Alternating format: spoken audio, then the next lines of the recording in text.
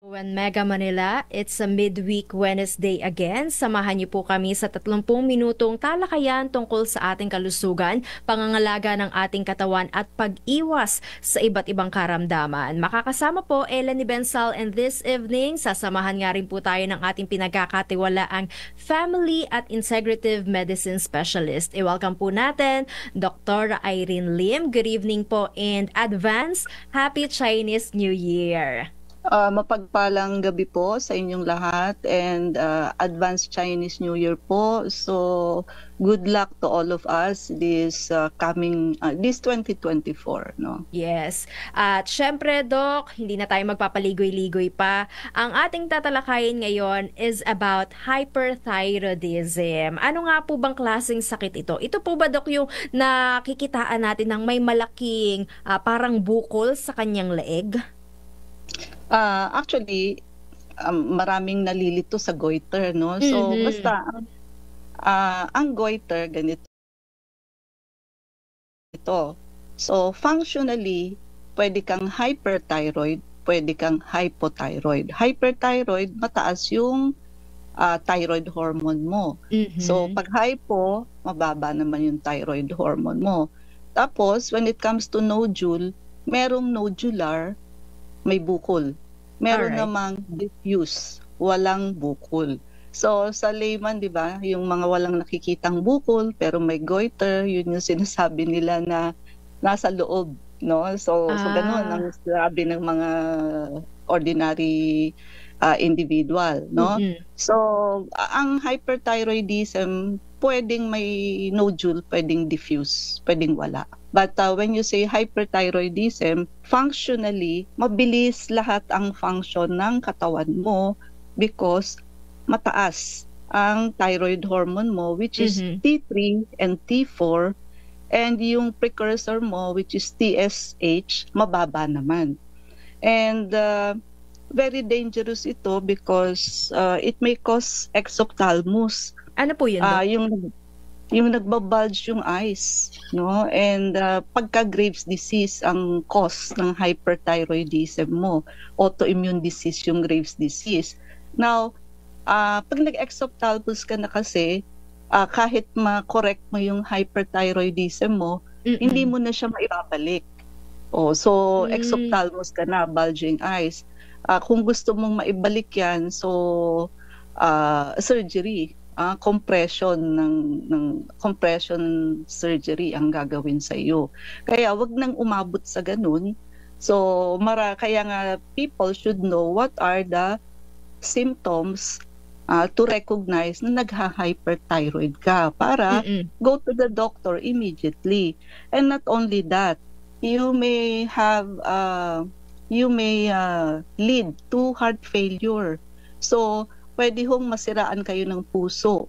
So hindi lamang ho yung may high blood na hindi umiinom ng gamot ang pwedeng masira ang puso, or hindi lamang ho pneumonia infection, but ang isang taong hyperthyroid, dahil mabilis ho ang heart rate, pwede hong masira ang puso. Yan. Okay. So, mamaya tatalakayin natin, Doc, yung mga sintomas, para nga maging aware sila kung yung nararanasan po nila ay may kaugnayan po sa hyperthyroidism, Pero ngayon muna, Doc, alamin muna natin, ano nga po ba yung pinaka-common causes, pangunahing dahilan kung bakit nga po nade-develop ito? Isa na sa common cause is Graves' disease. So autoimmune disorder kasi yan, di ba? So when we say autoimmune, kinakalaban ng sarili mong cell, yung sarili niya, no? Akala niya invader. Basta mga ganyan, autoimmune, medyo wala talagang cure dyan. Kumbaga parang suppression and control lang ang pwede mong magawa dyan. Ito, toxic nodular goiter. So ito yung may bukol.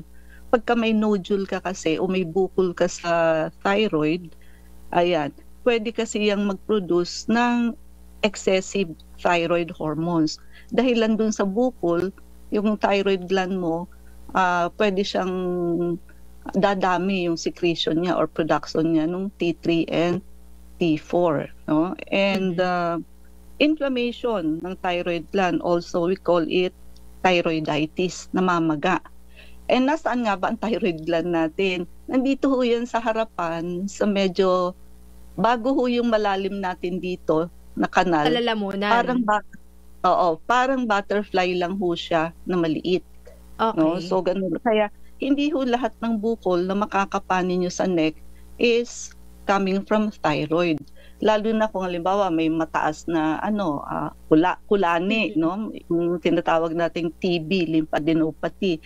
Usually ho yan, mataas naman yan. Dito ho yan sa ilalim ng baba natin, ng chin. O pag dyan ho, o kahit bumaba ng kaunti, hindi ho yan thyroid. Basta ang thyroid no ho, tandaan nyo, nandito ho sa ibaba, sa harap. Kung yung bukol nyo ho, dyan, malapit, posible hong goiter yan. No? Sa lalaki, Doc, ano mas mauna, yung thyroid gland o yung kanilang Adam's apple? Adam's apple pa rin. Okay. No? Below that, slightly below lang, ayun, yun yung thyroid. No? Alright. And excessive iodine intake, yan, nakaka-cause din yan ng hyperthyroidism, and may mga certain medication, although rare naman, na nakaka-cause ng hyperthyroidism. Yung risk factor, Doc, when it comes to gender, sa babae o sa lalaki, may narinig ako dati, Doc, na parang mas common siya sa babae. Tama ba? Correct, no? Mas common ho sa women. But even though it is common in women, kahit na may bukol, halimbawa, karamihan benign. Bihira ho ang cancerous sa women. Sa men, very rare ang may goiter, but pagka naman sila nagka-goiter, mas more on cancerous. So yun ang doon. So hindi bali na sa babaeng maraming may goiter, ano naman siya, usually benign. Harmless, oo, benign, no? Oo. And syempre, ang mas high risk pa dito yung edad hong 20 hanggang 40. Ka-active pa ho kasi dyan ang thyroid gland natin. And syempre, yung may family history and personal history. Nagka-goiter ka na dati, o pamilya nyo, halos lahat may goiter. So ang goiter ho, medyo it runs in the genes, no? Usually pag meron yung parents, meron din ang anak, syempre high risk ka talaga. And sa pregnant women, yung mga yung mga bagong panganak. So nakaka-trigger ho yun ng thyroid issues. Kasi 'di ba ang bagong ang postpartum, bagong panganak ko, para bang very erratic ang hormones niyan eh. Meron pa nga nagpo-postpartum psychosis eh, 'di ba? Postpartum depression. So it may also affect thyroid issues like hyperthyroidism, no? And of course, yung mga mga smoker. So nakaka-increase kasi ng risk yun. Parang na-aggravate niya na magkaroon ka ng Graves' disease, which is yun yung autoimmune disease that causes hyperthyroidism. Yung mga naninigarilyo, Doc, tumataas rin ba yung chance nila na magkaroon ng hyperthyroidism? May connection ba yung paninigarilyo sa hyperthyroidism? The answer is yes. Pag naninigarilyo ka, parang na-trigger mo na magkaroon ka ng Graves' disease. And may Graves' disease ka, which is autoimmune, basta Graves' disease, walang hypothyroid yan. Palaging hyperthyroid yan, ang Graves' disease. No? Sige, pag-usapan naman natin, Doc, mamaya yung kanilang pinakaabangang katanungan kung ano nga po ba yung sintomas ng hyperthyroidism. At meanwhile, sa mga gusto pong magpakonsulta sa inyo, ang inyo pong clinic address, hotline number, at bago daw po ang Chinese New Year, Doc, tanong nila, pwede pa rin daw po bang ma-avail yung ating promo package? Okay, good news po. Still we are extended sa ating lahat ng promo. Marami pa hong tumatawag at nagte-text. So hindi ho namin maisara talaga actually, no?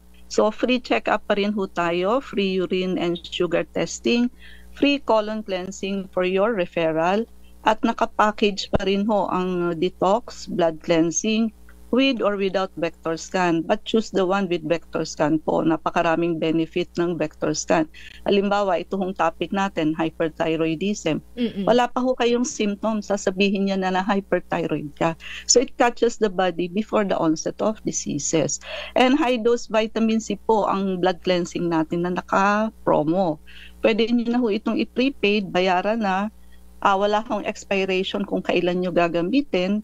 And also, this is transferable. So, meaning pwede nyo hong pangregalo sa mga mahal nyo sa buhay. So, Oo nga pala, meron ho tayong anti-aging soap, very affordable, and makiagaw na rin po kayo Yes. kasi out of stock po kami nito. So makiagaw ho kayo sa ating anti-aging soap. Nai-stretch po yung mukha, no? Mhm. So nababawasan yung wrinkles, kaya nga ho anti-aging. Pwede nyo rin hong gamitin sa inyong mga braso, kamay, nai-stretch po yung inyong mga hands, no? So maganda po siya sa skin talaga.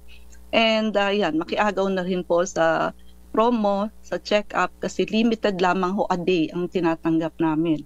So, paki-like, share, and subscribe na rin po. I-type nyo lamang ang Dr. Irene Lim, both sa YouTube and sa Facebook. Pwede nyo i-search kasi dyan yung mga na-miss out nyo pong episode. And ang clinic po natin, nasa 11th floor po tayo ng Unit 1101, Clinica Medica 101, Centuria Medical Makati. Our hotline 8546-9412, 0922-875-2899, and 0919-995-6168. I repeat, 8546-9412, 0922-875-2899, and 0919-995-6168. Usapang hyperthyroidism, symptoms, prevention, treatment, yan po ang ating babalikan maya-maya pagkatapos lamang po ng ilang paalala. May naramdaman kayo na 2 or 3 of these symptoms, siyempre ang doktor, i-document niya yan by requesting laboratory test which is FT3, FT4, TSH.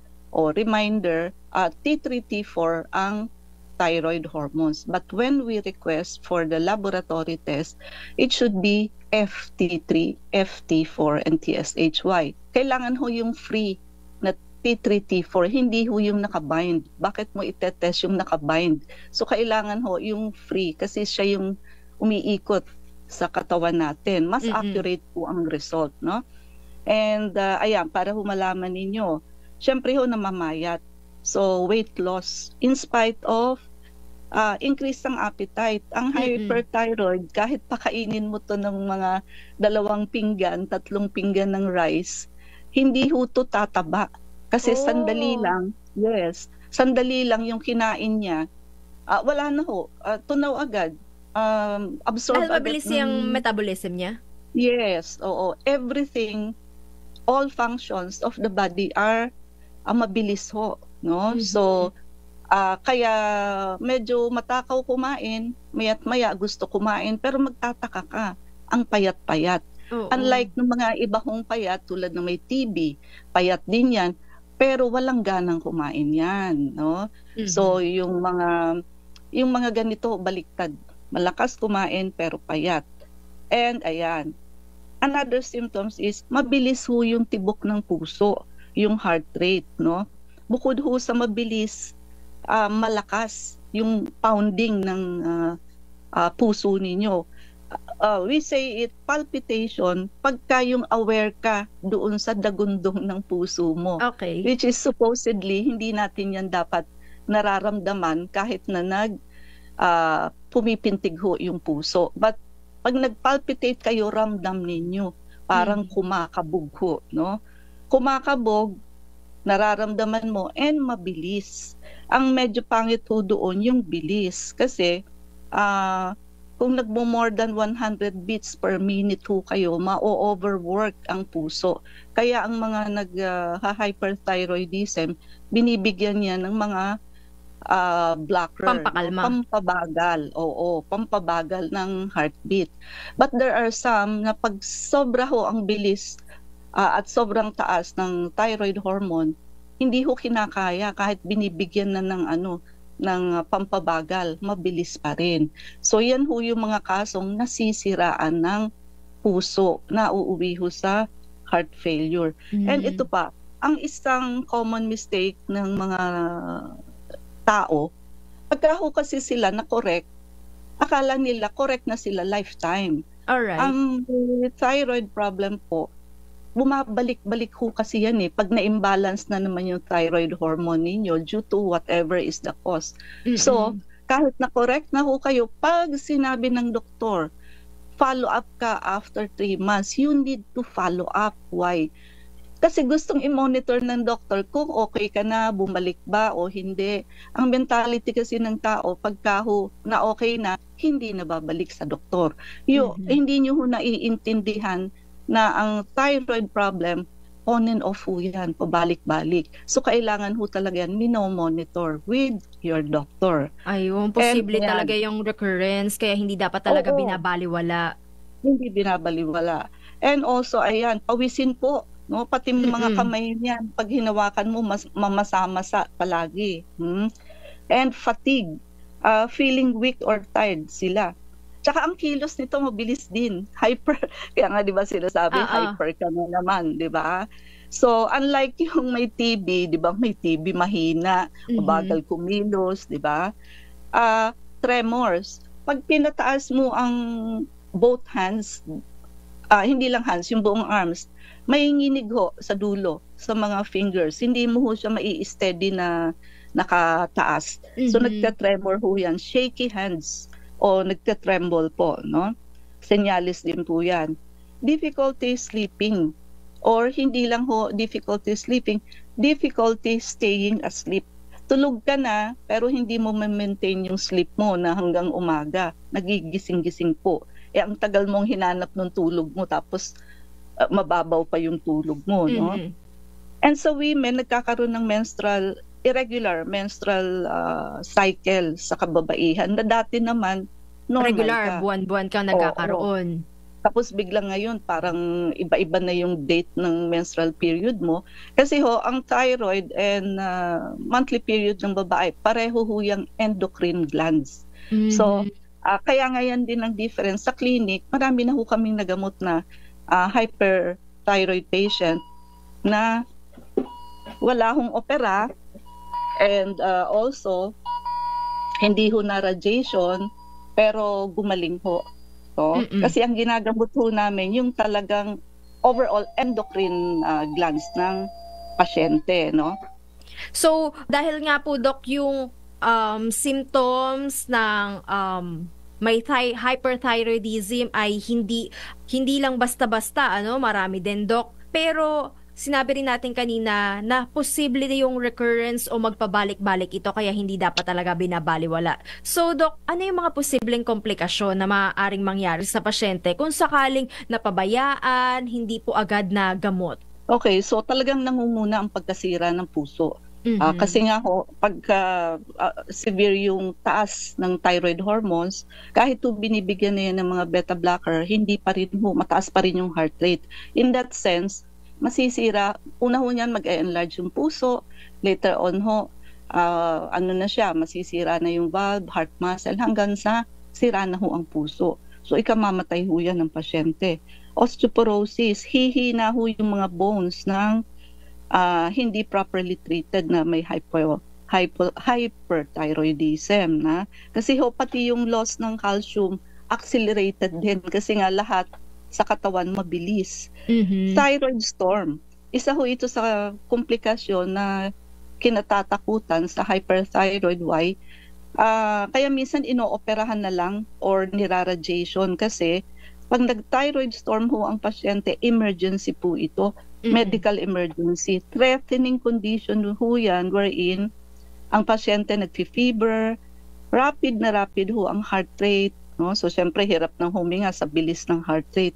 Nagkakaroon na ng confusion ang pasyente. Kaya hindi na pinapaabot sa ganyan. Eye problem, ayun na nga, yung sinabi nating exophthalmos kasi irreversible po ang bulging eyes. Sa skin po, ayan, may mga pamumula or swelling dito sa may shin ng pasyente. And ayan, thyroid. Hindi naman rashes, Doc? Hindi naman, pamumula lang siya. Okay. And ayan, nagkaka-nodule or ayun, minsan nauuwi sa cancer. And ayan, menstrual irregularities, muscle wasting, nagbe-breakdown yung muscles and tissues. Parang diabetic, pumapayat na nagagamit yung muscles. And emotional disturbances, laging may anxiety, irritability, mood swing, and impaired fertility. So pati ho yung potency ninyo na magbuntis, nababawasan po yun. So serious ho ang mga complication. Okay. Papaano nga naman po natin to gagamutin, Doc? Ito ba ay nadadaan sa mga 6 months medication or lifetime na parang kailangan na rin ng supplement? Okay. Ang possible treatment ho kasi dito, 3 lang naman ang option mo eh. Okay. So bibigyan mo ng iniinom, anti-thyroid medication kung kaya. O pagka hindi ho kaya, binibigyan mo na nun, mabilis pa rin, mamimili ang pasyente at doktor. RAI or radioactive iodine. So paiinumin ka ho ng may something na may radiation para ho magko-concentrate ho yun doon sa thyroid gland at ibabawasan niya ho yung thyroid function mo. Kaya lang usually ang nararadiation nagiging hypo naman ho. So pag na-hypo pag na-hypo ang pasyente, lifetime ho yan na magte-take naman ng thyroid hormone. So magte-take naman siya ng T4, no? Imbalance talaga, Doc, no? Imbalance. So or another option is thyroidectomy. Tanggalin na lang yung thyroid gland. Surgery. Kaya lang yun din ho. Surgery. So ganun din ho. Pag sinurgery ka na, wala nang magproduce ng thyroid hormone mo. So lifelong din ho yun na iinom ka ng replacement ng thyroid hormone. So, ang usually choice ng pasyente, pag wala pa hong anak, thyroidectomy na lang, surgery. Kasi pag nag-radiation ka, baka ho hindi na kayo magbuntis. Nababawasan ho yung tendency magbuntis ng babae. But, okay, when you go to the clinic, no, so kaya ho namin kayong i-treat ng wala hong radiation, walang opera. Gaganda na ho yung katawan ninyo, medyo magkakalaman na kayo, makokontrol na ho yung heartbeat ninyo, palpitation ninyo. Kasi ho ang kinokorek namin, hindi lamang yung thyroid gland, but yung buong endocrine system. Kaya nga affected dyan pati yung menstruation ng babae. Kasi ho, pare-pareho yung part ng endocrine system. Mas holistic, mas wholesome ho ang treatment kapag kaganon. Pero kung gusto nyo ng early detection, sabi ko nga sa inyo, magpa-vector scan ho kayo, lalo na nakapromo siya. Kasi wala pa ho kayo nitong mga simptomas na to. Madidetect na. Ni vector scan kung hyper ka o hypo ka, may nodule ka o wala. Pero may goiter ka. Sasabihin niya na yun, nakikita niya yun, no? And of course, kasunod na ho niyan, pag nalaman nating merong ganon, detoxification and blood cleansing. Why? Lagi kong sinasabi na ang liver and gallbladder, root cause ho yan ng halos lahat ng sakit. Pati ba naman sa hyperthyroidism, which is, thyroid gland or sa goiter? The answer is yes. Why? Yung atin pong active na ginagamit na thyroid hormone is T3. Pero ang available lang natin na gamot na iniinom ng pasyente is T4. Yung pag-conversion ho ng T4 para siya maging T3, liver ho ang gagawa noon. So, kung ang liver ho natin marumi, hindi na nakaka-filter, palyado, fatty liver, cirrhosis, magkakaproblema ho sa conversion ng T4 into T3. Yun. Kaya ang liver ho natin, kahit nasa goiter, may role ho yan, no? And of course, lalo na pag malinis ho yung dugo, dahil bina-blood cleansing ho natin, no? And yung doon, yung blue light ng laser natin, nakakaliit ho yun ng nodule or bukol. And yung atin hong ultraviolet, kung Graves' disease nakakagamot ho yan ng autoimmune diseases. Kasi nagpo-form yan ng memory sa immune system natin, makikilala niya na na sarili niyang cell. So hindi niya na kakalabanin yung sarili niyang cell. O makokorek mo yung autoimmune diseases. Only ultraviolet can do that. No? The rest of other blood cleansing namin, hindi kayang gawin yung nagagawa nung idiretso ko na Eli, no? Yes, Doc. Kasi wala tayong oras. So still, no, yung topic ho natin na hyperthyroidism, habang naka-promo ho tayo, no? So i-avail nyo na ho, free check-up na, no? Free urine and sugar testing, extended po tayo. Tapos sabi nga natin nakakatulong ho yung vector scan, detox and blood cleansing. para hindi kayo mauwi sa hyperthyroidism, which is pangit to, serious yung mga complication, or kung talagang hyperthyroid na kayo nang pumunta sa amin, ang masasabi ko kaya namin kayong gamutin without operation and radiation, no? So, pwede na rin kayong prepaid ng ating high-dose vitamin C. Wala akong expiration kung kailan nyo gustong gamitin. And this is transferable. Pwede nyo pangregalo sa inyong mga mahal sa buhay, no? Okay. So, muli Doc, para nga po sa mga interesado mag-avail ng mga nabanggit niyong procedures sa inyo pong clinic, vector scan, blood cleansing, and detox, saan po kayo matatagpuan at ang inyo pong hotline number para sa mga gusto pong magpa-set ng appointment? Okay, tayo ay nasa 11th floor, Unit 1101, Clinica Medica 101, Centuria Medical Makati. Our hotline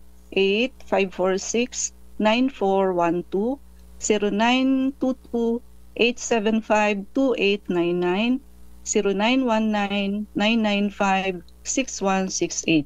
I repeat, 8546-9412, 0922-875-2899, 0919-995-6168. And paki-like, share, and subscribe na rin po. I-type nyo lamang ang Dr. Irene Lim both sa YouTube and sa Facebook para ma-search ninyo yung mga na-miss out nitong episode.